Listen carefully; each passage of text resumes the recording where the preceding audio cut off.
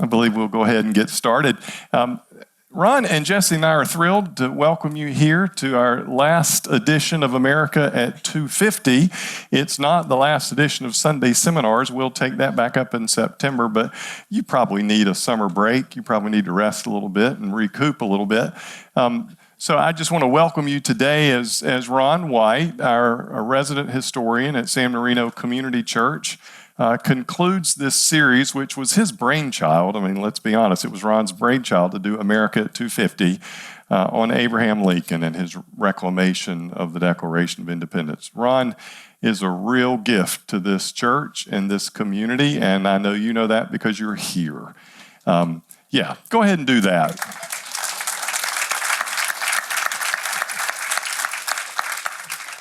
He's been traveling back and forth across the continent to speak in the East, and you get him for free here at San Marino Church. We'll take an offering at the door if you like. No, just kidding about that.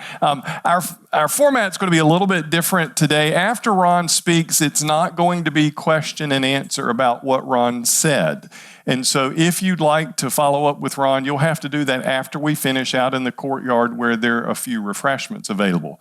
The second part of today's program is going to be a little bit of a workshop in which I share with you some thoughts about how the media we consume impact the way we carry on public discourse. And we'll have an opportunity for me to ask you some questions about how you feel the way you converse with other people, especially politically, gets affected by what you're reading, what you're seeing, what you're listening to.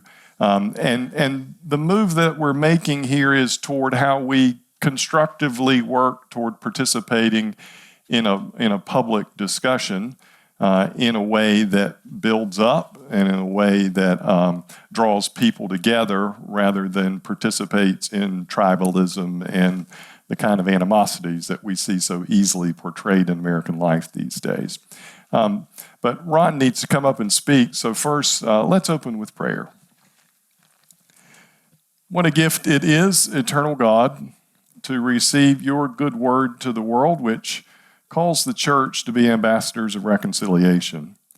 What a gift it is to gather in the midst of a community of committed people who pray for the well-being of the nation and seek its good. And what a gift it is to be led by people of such knowledge and such accomplishment that they can help us think through what it means to be faithful citizens. Let your Spirit rest upon us in this hour and lead us more fully into a future in which we are making a difference for good in this land. We ask in Jesus' name, amen. Ron White.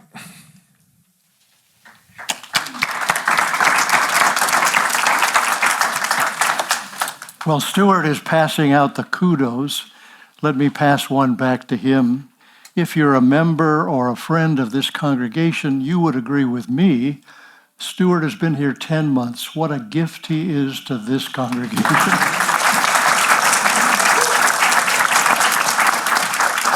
So whether this is your first time or your fourth time, thanks for coming.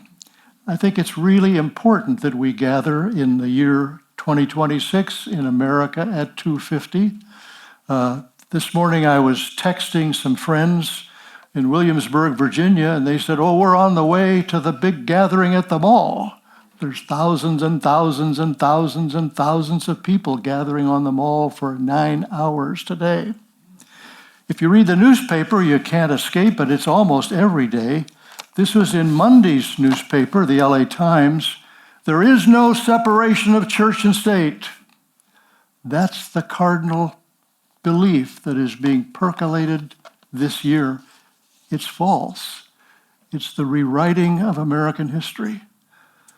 The lieutenant governor of Texas wants to print 1 million bumper stickers saying there is no separation of church and state. Do we not know the meaning of the First Amendment? There will be no establishment of religion. I get the point of people fearful of the secularism in our culture, but the answer is not to simply rewrite history. I commend to you also the winner of the Pulitzer Prize 10 days ago, Jill Lepore of Harvard has written this wonderful book called The American Constitution, rewriting the amendments for it. And she makes the point that once upon a time, you remember our Constitution was framed in 1787, and 4 years later we had 10 amendments. What's happened to the amendment process? Is this for all time? I would actually say that Thomas Jefferson and George Washington and John Adams were not originalists at all. They never expected the Constitution to be in effect in exactly the same language in 2026. So, how do we understand the Declaration of Independence? We've been talking about that for the last 3 weeks, 3 sessions, and I want to suggest that it's gone through various different renditions. And this afternoon, I'd like to talk about the way Abraham Lincoln reinterprets it, reclaims it, and why that's so important. When the Declaration of Independence was passed in 1776, it was really the Declaration of Independence.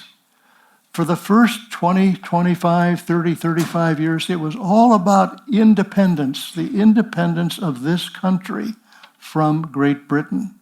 I know we have Walter Isaacson's book, The Greatest Sentence Ever Told, All Men Are Created Equal, but that was not the emphasis in the first 30, 35 years. It was all about the independence from Great Britain.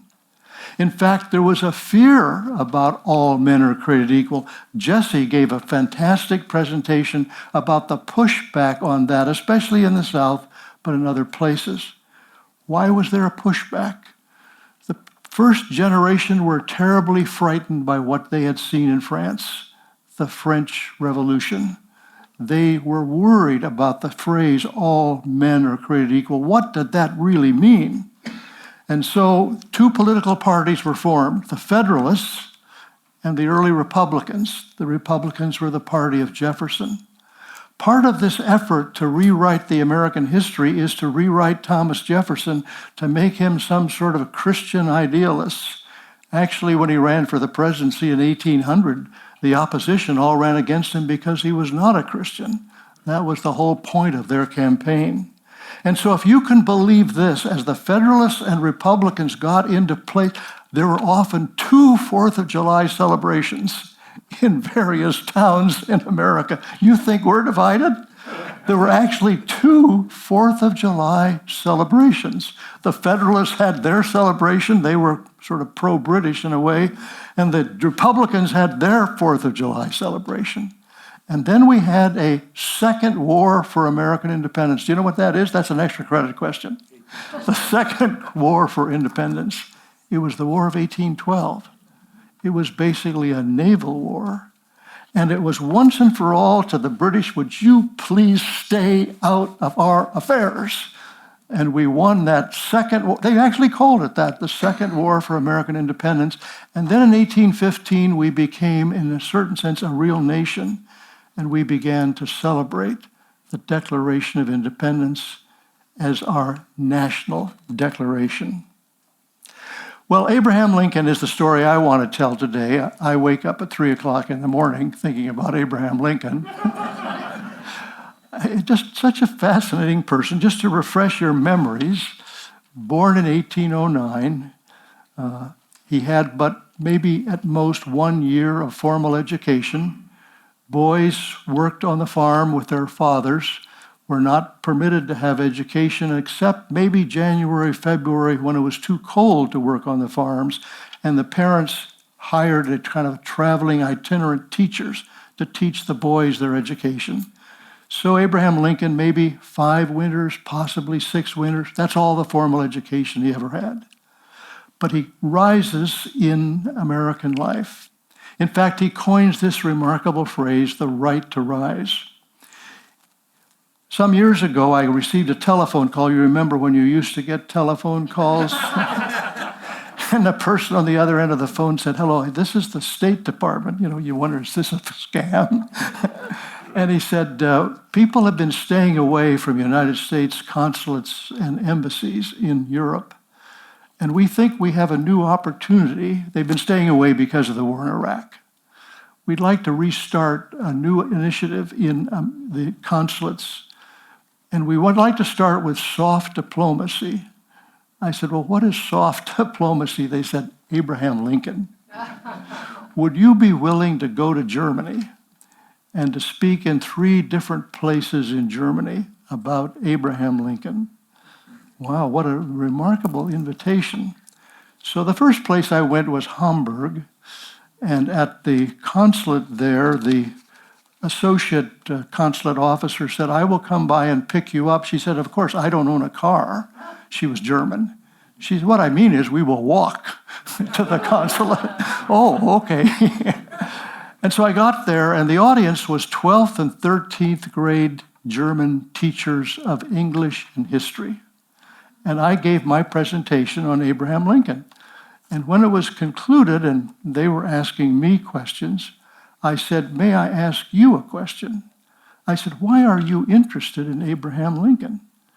Well, one woman spoke up and she said, well, we know American history and we know the story of George Washington and Thomas Jefferson. But she said, those are well-born people. Those are aristocrats. For us, that's our history. The most important person for us is Abraham Lincoln, because that's America. You can start at the bottom and you can rise. That's why we're interested in Abraham Lincoln. She said, for us, Abraham Lincoln is America. I've never forgotten her answer. Abraham Lincoln is America. Well, he rises and participates in four times in the Illinois State Legislature, and then 1 time in Congress, 1 term. In those days, people only served 1 or 2 terms, and in Illinois they were rotating, so they had 3 men who were all lawyers, who had all fought in the Black Hawk War, and they sort of almost drew straws, and Lincoln came out 3rd, so he served 1 term and then he came back home. Not thinking he might ever serve again because he'd taken a stand against the war with Mexico, calling it the most immoral war America had ever participated in. He became a full-time lawyer for 5 years. And then in 1854, the Kansas-Nebraska Act was passed. And this act, instituted by the Illinois Senator Stephen Douglas, suggested that as America moved west into the territories of Kansas and Nebraska, people could vote whether they wanted slavery or not. You could vote on something as immoral as slavery? Well, Lincoln understood that the Constitution suggested that no one could deal with slavery where it already existed in the South. But we're not going to allow slavery to begin moving west into the territories and ultimately the states. So he comes rushing back into American politics. Does everybody have the handout? Well, let's look at the handout together. It's 1854. He enters politics again, and this man with but 1 year of formal education offers these words, and this is an extra credit question. What do you think is the biblical analogy to what he's about to say? Our Republican robe is soiled and trailed in the dust. Let us re-purify it.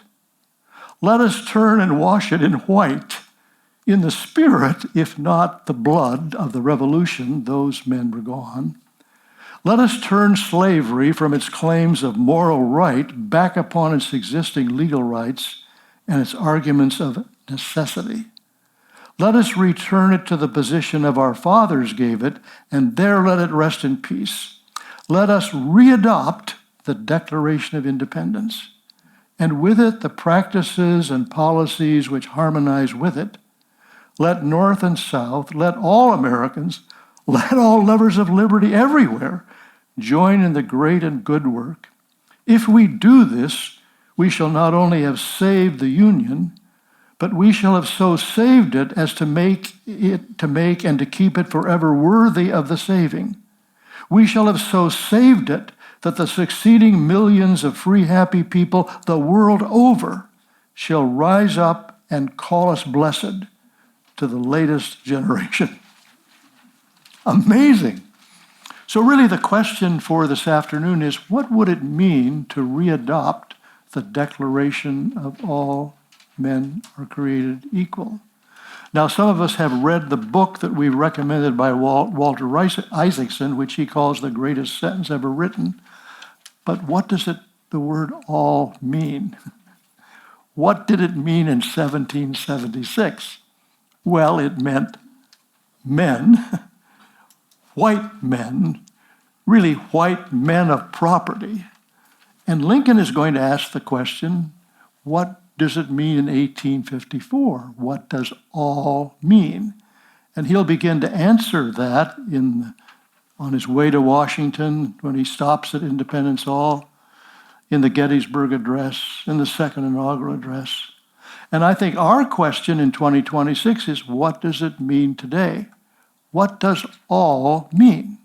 I mean, literary texts have a meaning beyond the intention of the author. So the Apostle Paul has some statements saying that women should be silent in the church, or women should do this or not do that. But he also says in Galatians, there is neither male nor female. So for the longest time, we've believed that only men could be ordained in a ministry. And then we thought to ourselves, well, if there's no difference between male and female, why should there be a difference in the ordination? Why cannot women also be ordained? And so we celebrate our senior pastor as an ordained woman. And so Lincoln is asking that question, but I think we have to ask the question. I kind of wonder, I won't be around then, but 25 and 50 years from now, people will ask the question at the 300th anniversary, what does all mean? I think that's the question for 2026. That's the question for 250. What does all mean today? It isn't simply to ask the originalist question, what did Jefferson mean? I mean, Lincoln at one point says, I don't think he really believes this, that Jefferson meant all men. No, Jefferson did not mean all men. He did not mean black men. But Lincoln will then say at the Gettysburg Address, we need a new birth of freedom. A new birth of freedom. So in a sense, he's going beyond it. When Lincoln gets ready to become president of the United States, he's in Springfield, Illinois. It's a much longer time between the election and the inauguration. The inauguration is not till March 4. And he arrives at the railroad station in Springfield on February 11, and he's announced to the press, I will be giving no public remarks that day. But when he arrives, Henry Villard, the newspaper reporter assigned from New York by the New York Herald, watches him as he walks through the depot. And he sees that Lincoln is literally overcome with emotion. He has lived here for 24 years, and he's about to leave. And he says to Herndon, his law partner, I may not return. I may not be alive to return, he says to Herndon. But when he walks out on the platform, the people are all there. There's 1,000 of them. Speak, speak, speak. And he stands up and speaks extemporaneously. And in his remarks, he offers this remarkable statement. He says, I go with a task greater than Washington. Is he comparing himself to Washington? Absolutely not. His task is greater. Yes, we had the American Revolution, but now we have the potential of a civil war, and his task is greater than Washington. Amazing statement. Not that he's greater, but the task will be greater. And he concludes that address by saying, but I need your prayer. Prayer is everywhere. And at the end of his statement, the people say, we will pray for you. We will pray for you. We will pray for you. And they do. So let's think about, what is Lincoln saying here? Does anybody know the extra credit question there? Our Republican robe is soiled and trailed in the dust.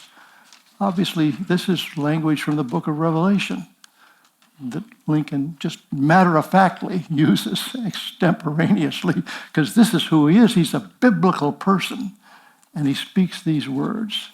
Let us readopt the Declaration of Independence. What does that mean? What did it mean for him? Well, let's continue on and read the next part of the address. Same address in Peoria. We were thunderstruck and stunned, and we reeled and fell in utter confusion, but we rose each fighting, grasping whatever he could first reach, a scythe, a pitchfork, a chopping axe, or a butcher's cleaver.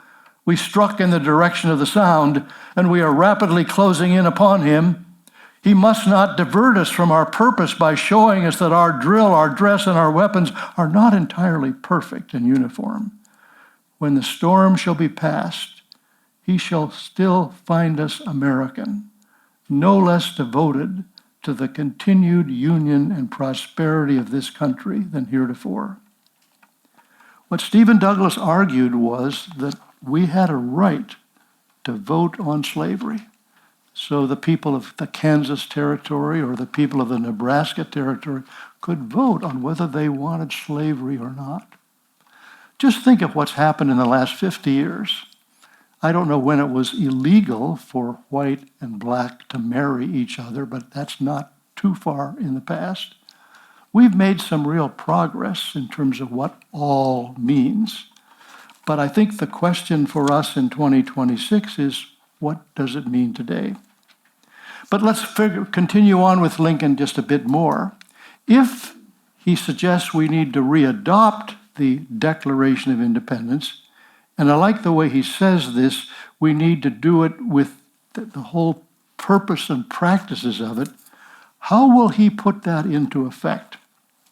Well, on February 22nd, on that trip, 13-day trip from Springfield to Washington, he stops in Philadelphia. He raises the flag. If you saw the movie Lincoln, it's a terrific scene in that movie. A terrific scene where he raises the flag. And he says in these words, "I have never had a feeling politically that did not spring from the sentiments embodied in the Declaration of Independence." Oh, we wish we could have asked him, what do you mean, what sentiments are embodied in the Declaration of Independence? But that's what he has to say. At Gettysburg, he says, "This nation under God shall have a new birth of freedom." As was pointed out, we've got a typo there. It's not news, a new birth of freedom. So again, he's kind of expanding what's really possible. And finally, he concludes the second inaugural address. There had been the parade that day was before the president gave an address. There was a printing press in the parade, and it was tossing out newspapers to those along the route. And the newspaper said, in effect, this is the time when Lincoln should crow a bit. This is the time when Lincoln should crow a bit. He's suffered all this criticism. It's been called Mr. Lincoln's War. He needs to stand up and crow a bit. Absolutely not. That's the last thing that Abraham Lincoln is going to do. He used no personal pronouns in the Gettysburg Address. He'll only use two in the second inaugural. He doesn't speak about himself. He directs all the attention away from himself. And in this bitterly divided nation, he finally concludes with these remarkable words, "With malice toward none, with charity for all." So although Thomas Jefferson deserves the credit for being the major writer of the Declaration of Independence, I think in 2026, Abraham Lincoln deserves the credit for rethinking, what does this mean? What might it mean in a bitterly divided nation? And how could all begin to increase more? The last time he spoke was after the armistice had been announced at Appomattox. John Wilkes Booth was there that night, and Abraham Lincoln suggested that possibly African American soldiers who had fought in the Civil War, did they deserve to have the vote? And John Wilkes Booth was heard to say to a comrade, that's the last words that nigger lover is ever going to speak. And if you see that Alexander photograph of Lincoln delivering the second inaugural, maybe we should have used the screen for this, there's John Wilkes Booth, 35 feet above Lincoln. 35 feet. He is stalking Lincoln that day. Because Lincoln dares to say that the policies and practices of the Declaration of Independence are with malice toward none, with charity for all. So if we were to go forward with another seminar, we could also think about people beyond the Civil War, in the early part of the 20th century, in the middle of the 20th century, who in a sense expand the meaning of the Declaration of Independence. But I think we're gathered here in these seminars to think, what does that mean today? What does all mean? Obviously, it's not all men. Obviously, it's men and women, people of different races, different color. We've expanded our definition. Perhaps we should expand it even more. So I offer to us today, before we move into our conversation, the fact that Abraham Lincoln understands that we need to readopt the Declaration of Independence. And I think 2026 and this gathering here and this congregation and this church sponsoring it offers us the opportunity of asking, what would it mean to readopt?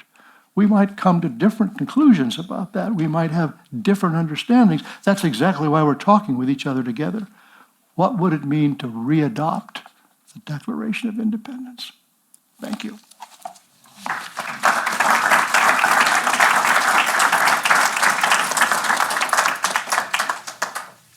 Thank you, Ron. I'm sure people are going to want to ask questions of you after, so don't leave too early.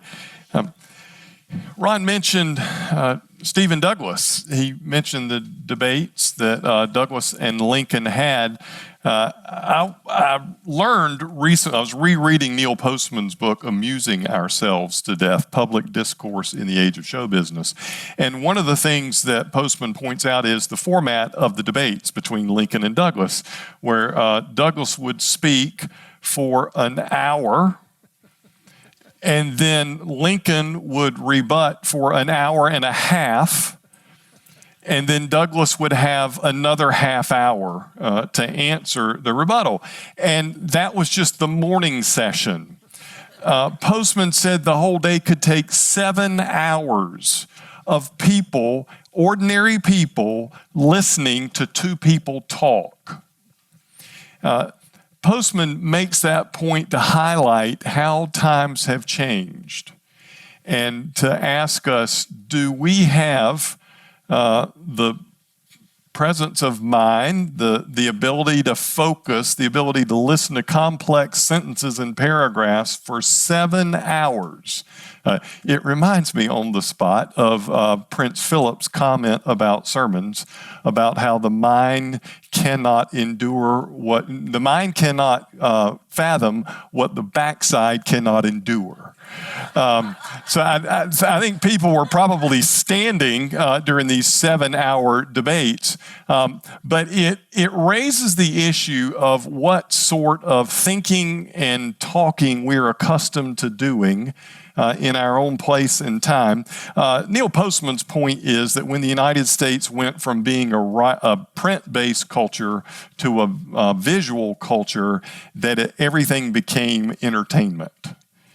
Now, we're not here to trash television, easy enough to do, but the point is simply going to be to ask ourselves how the media we consume impact the way we interact with other people. How we're accustomed to hearing other people talk to one another, how we're accustomed to responding to people based on the models. I have a couple of examples for you. Tyler's got a couple of things to show on the screens. I don't have a clicker. The first is going to be from the TV show 60 Minutes. In the year 1973 or 74, James J. Kilpatrick, not Shanna Alexander, but her successor, doing a point-counterpoint. This is about a 3-minute clip, so I just want you to pay attention to how they talk to one another about the serious issue of whether President Nixon should be impeached. A few months ago, the word impeachment was used only in a few underground publications and among predictable radical political groups. But the word impeachment has now come out of the closet. It's been openly talked about in the Senate. It's being openly discussed in polite society. Our two guest columnists tonight have some thoughts. Here's point counterpoint. A great deal of talk is being heard these days about impeaching Mr. Nixon. Here in Washington, no matter what cocktail party one goes to, the matter pops up between the second martini and the third. Well, Nick, ours is a land of free speech, and I love it, but things that are free often are worthless. and serious talk of impeaching the president falls in that realm. This is the natural gas of people who breathe hot air. There is not one scintilla of hard evidence so far to support a charge that Mr. Nixon personally has been guilty of high crimes and misdemeanors, and that's what the Constitution requires. So far as the president himself is concerned, what we have mainly is a mass of conjecture, speculation, and surmise. This is a great time, I should think, for reserving judgment. But suppose the House were to impeach Mr. Nixon, and suppose the charges came on for trial in the Senate. Such a drastic procedure would tear this country apart, not only here at home, but also in our foreign relations abroad. And no matter how the trial itself turned out, the presidency would be crippled. Long before he saw such a disaster approaching, Mr. Nixon, I feel certain, would resign. But I repeat, nothing has been produced so far to lead to that end.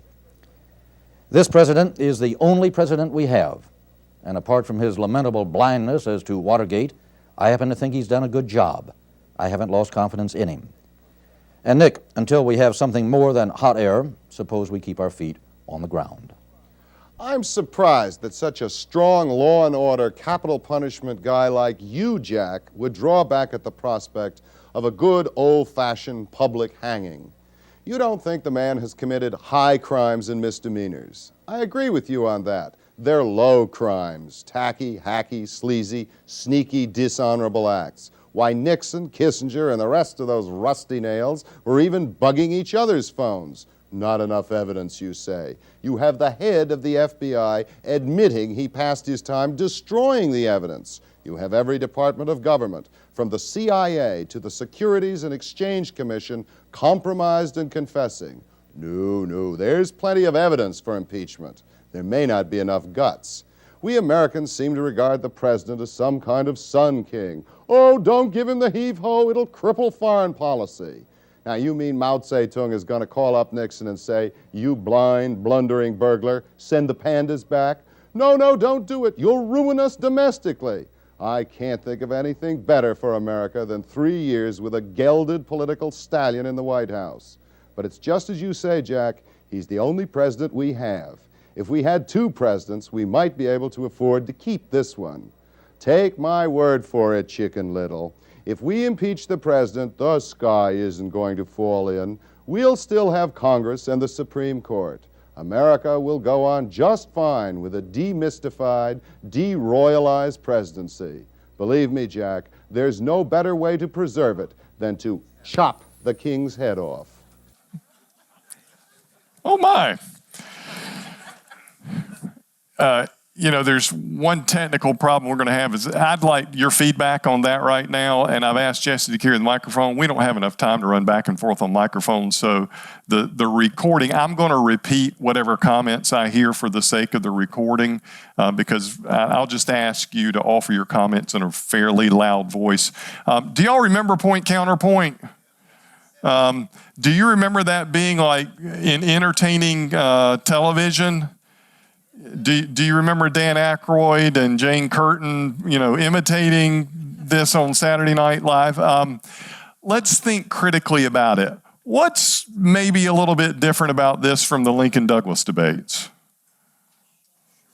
Very short, right? 3 minutes, so about a minute and a half each. So short. What did it demand of you intellectually? Not much? Yeah. Was it entertaining? I'm going to ask the historians here. A generous viewing of this. Was that really so new and off the charts or, lamentable as TV goes compared to what preceded it in your mind? Jesse says no. What about you, Ron? I don't think so. No. The longer I got into this, the more I was thinking, I'm not sure what this illustrates that's different other than it's a lot shorter and it doesn't go into depth. I'm going to ask you one more question, though. How many of you watched Comedy Central and Jon Stewart? Okay. I will confess, I never really watched it. I've gone most of my life without cable, so I never really watched it. Have y'all watched Jon Stewart? Jesse, would you say that the news on Comedy Central goes beyond that? Yes. Is that not the answer you're looking for? Microphone. Why does Jon Stewart go beyond that? Is this a quiz? Well, he does an By entire. the way, I didn't ask her this beforehand. This is completely off the cuff. This is off the cuff. So I don't think I've watched Jon Stewart since he was on cable. How long ago was that? So 15 years? Long time ago, yeah. Long time ago. But it was an entire news show, and they covered things. And for a while, I remember that was considered one of the best news shows on TV, despite the fact that it was on Comedy Central. I'm going to, yes, sir, John. One difference between 50 years ago, millions of people saw that. 50 years ago, I don't know how many watched the debate, but it was hundreds probably that watched the debate. So a huge difference in impact Okay. on the mind of America. So John's point is huge difference in impact because of a huge difference in audience. Millions of people when there were 3 networks and 1/3 of the people in the country were watching 60 Minutes on a Sunday evening. So big difference in impact. Yeah, Kathy. You can take that one step further, Comedy Central being on, now when things are split 100 different ways, even the people that would have watched that has been diluted down to, a tenth of the audience. So Comedy Central, much smaller audience because cable, more channels and audiences get split into smaller and smaller bits. Yes, Nancy. In the film, there's no ad hominem, there's no antagonism or personal attack. Okay. Nancy's pointing out no ad hominem attacks in this. Do y'all agree? No ad hominem attacks? Be specific. He did call him Chicken Little. Okay. So not necessarily attacking Kirkpatrick for his views, but just saying, okay. Very snarky. Can you put, Tyler, can you put the photo up on the screen for us right now that Jesse sent us? This is a political cartoon from what year? 1863? Can y'all tell who that is? That's Abraham Lincoln. Drawn as a monkey, and in his hand is the Emancipation Proclamation. So that, I don't know if you call that snarky or just downright mean. But we tend to idealize, the far past and treat the near past as somehow worse, which is why it's so great to have historians in the room to remind us that the more things change, the more they stay the same. We're not in the business of trying to get back to the good old days, and our exercise here is not an exercise in conservatism. Our exercise message is about trying to be more Christian in a nasty world. That was wrong in 1863, and Christian people should be able to look at that in 1863 and say that's wrong. And whatever we see wrong today probably would have been wrong in the year 33. And my hope is that what we're practicing is not a particular kind of politics or a particular love of an era, but an awareness that the world has always needed a public witness that is holy and sanctified. Let me ask you these days questions about where you go to understand matters of public interest and concern. Where do you go to understand what's going on? Where do you go to discuss what's going on? Where do you go to persuade other people about what you think about what's going on? To decide, where do you go to understand what's going on these days? Newspaper? Okay, one particular newspaper or any newspapers? Okay, so the local paper, the Pasadena? Yeah, Morty?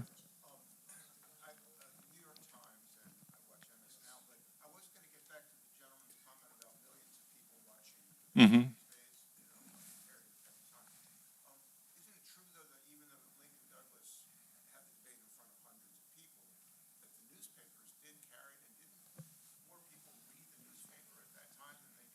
Ron, you want to answer that? You can probably use your headset. Yeah. Oh, okay. Yeah. The newspapers did cover it, but they had two different texts. The Chicago Republican, what's the newspaper in Chicago? Tribune had its own stenographer. They were stenographers, really. And he took down one text, and the Chicago Times was the Democratic paper, and he took down a different text. So it's very interesting when you have, well, what was that Lincoln then ended up publishing the debates because although he didn't defeat Douglas, he understood that these debates were giving him a national prominence. So he had to decide what text was he going to publish. Now, And it was the case. he published the Chicago Tribune text. Okay, it was the case, Morty. This is Postman's point, that the American colonists were readers. That the printing press in the 1700s made everyone was a reader in the United States, and there were papers everywhere and well circulated. So like common sense was read by almost everybody in the colonies. If you looked at the population versus the number of copies that were printed, the comparison to today, Ron White would be selling 400 million books if the readership were proportionate to that. So yeah, it was the case that everything was published and everything was read, apparently not always accurately though. Yeah.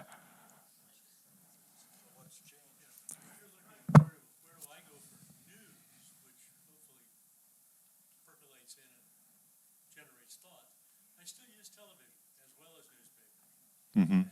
But I make it a point to look at multiple news programs in order to get different perspectives. I look at the German news, I look at the French news, the British news, as well as try to see 2 or 3 different points of view. So Al is a patient man who's willing to watch several hours of TV news in order to get varying perspectives. He's also retired. He didn't always have the leisure to do that. And so he lifts up one principle that I think we've all learned is to have diverse sources of information, to trust that everybody's perspective is limited and you need to listen to varying voices. So that's one way through TV. So newspapers, TV news. Anybody in here, like the young folk, mostly on your Facebook feed, getting your news that way? Maybe some who will. Web-based news feed, so this goes right along the same thing. You can get some very diverse views. 10 of them, let's say. Mm-hmm. Very quick summary on a subject, and you've got a pretty good view. So as you said, a very quick summary. Like I subscribe to that magazine, The Week, which is a synopsis of different newspapers and magazines, which is helpful in ways and a lot of clippable stuff for sermon fodder. But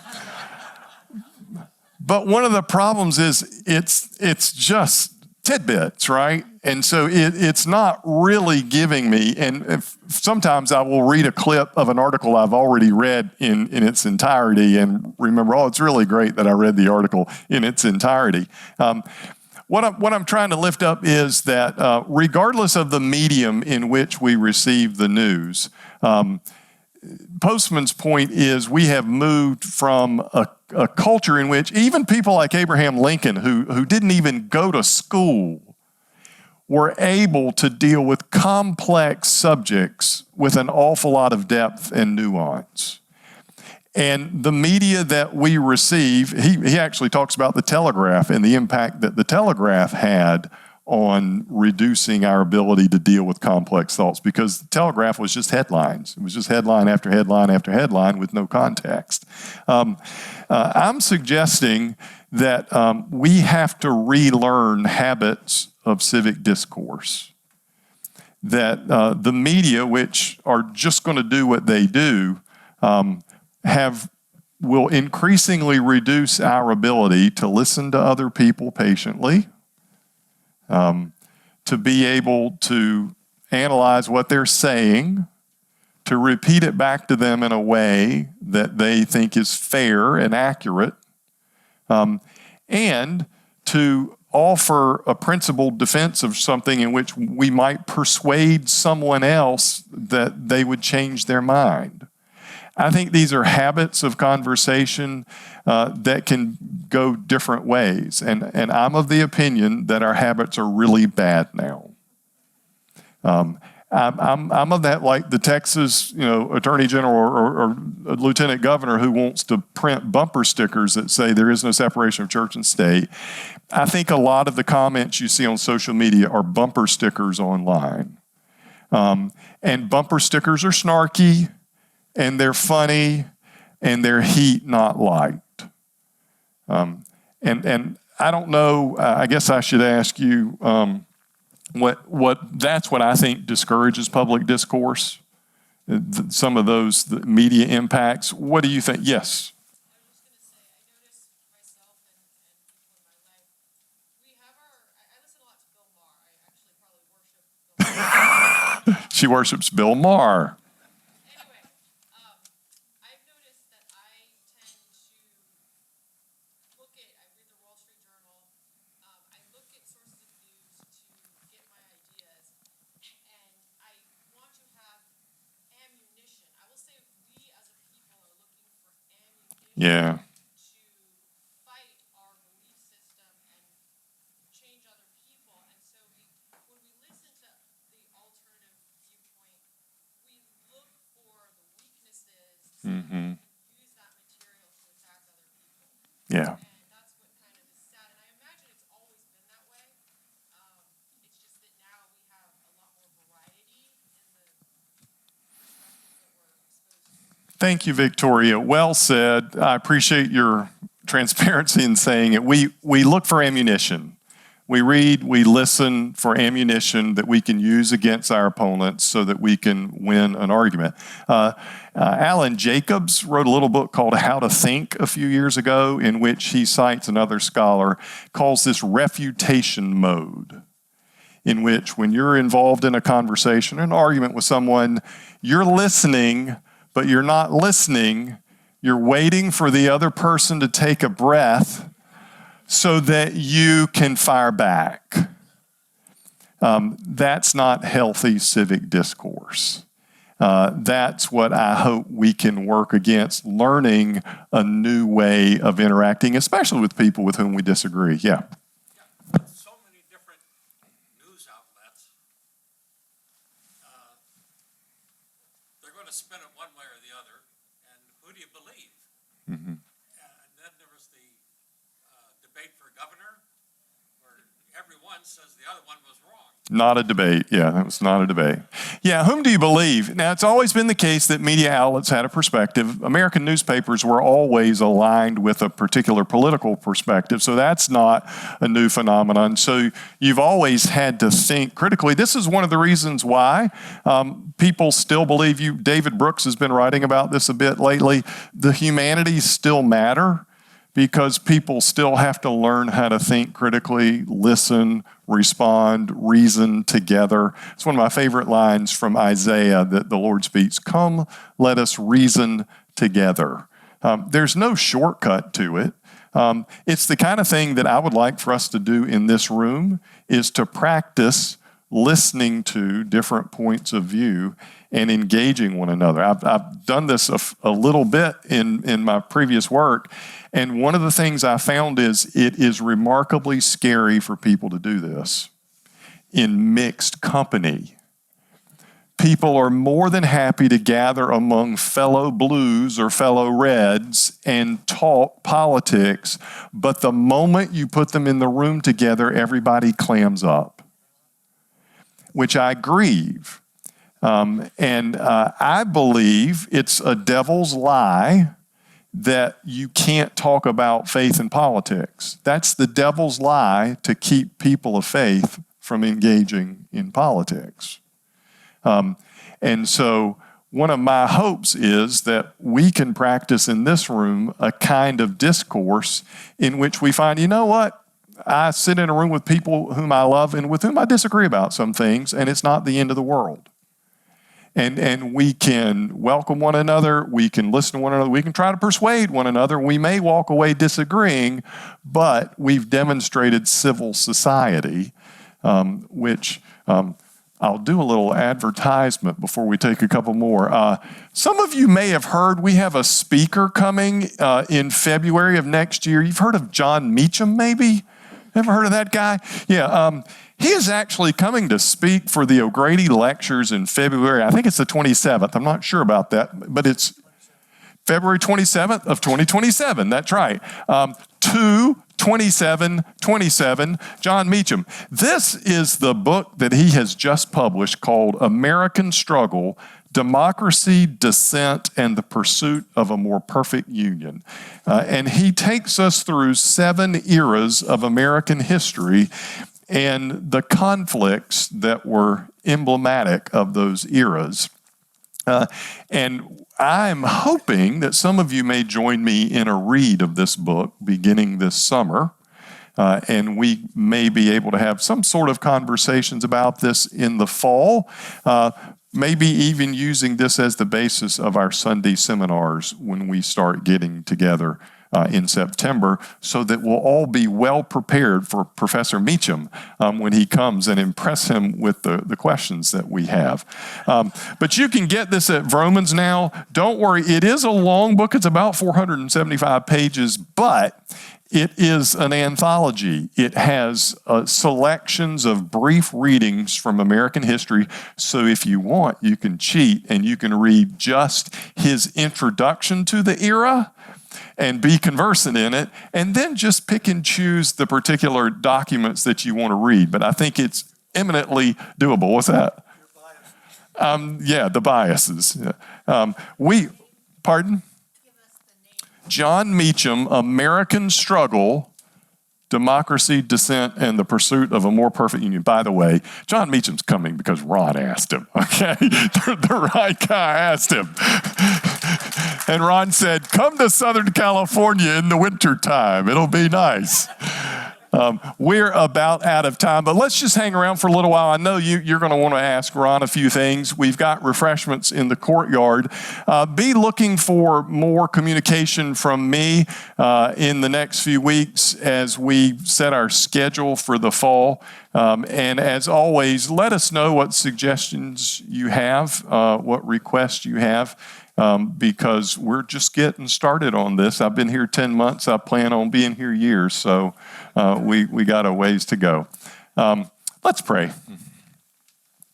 Eternal God, we thank you for the life of the mind in service of God and for the service that Ron White has rendered through all his years in ministry and in the academy. We thank you for the invitation you make to all of us to love you with heart and soul and mind and strength. So enrich our ministry here, build it up, and grant that we may be a witness for peace, a witness for reconciliation in this nation. We pray in the strong name of the Trinity. Amen.